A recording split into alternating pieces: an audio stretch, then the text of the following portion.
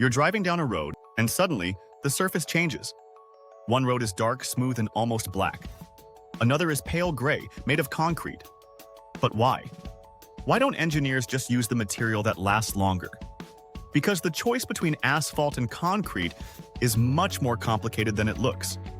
And the surprising part is, there isn't one material that is simply better. Engineers choose based on what that particular road has to survive. Think about it. A quiet residential street and a highway carrying thousands of trucks every day are completely different environments.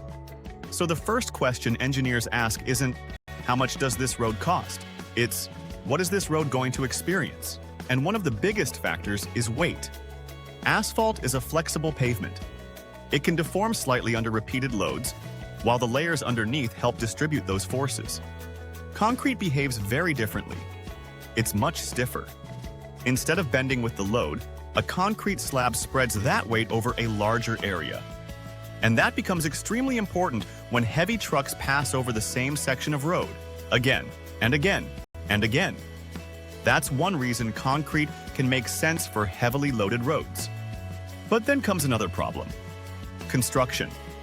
Asphalt can often be laid and reopened to traffic much faster. Concrete requires more preparation, finishing, joints, and time to gain strength. And for a busy city road, that matters. Because sometimes the best material on paper isn't the best choice if construction creates massive traffic problems. Then there's climate. Asphalt and concrete react differently to heat, cold, and moisture.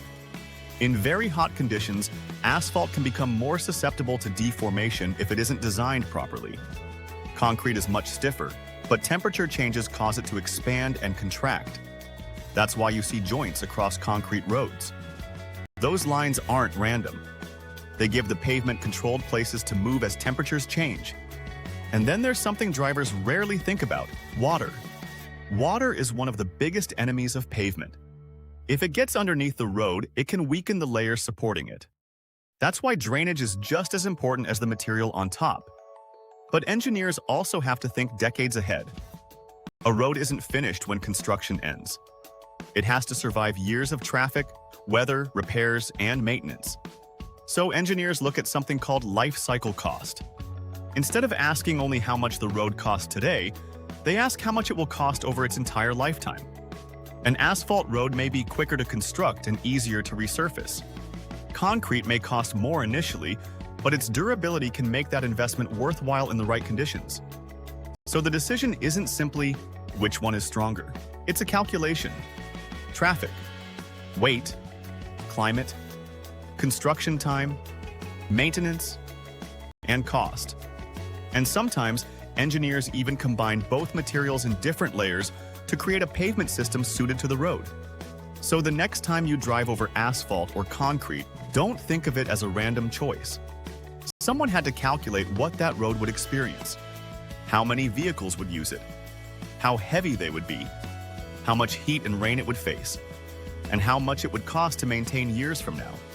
Because the road underneath your car isn't just a surface, it's an engineering decision made long before you ever drove over it. And that's the real difference between asphalt and concrete.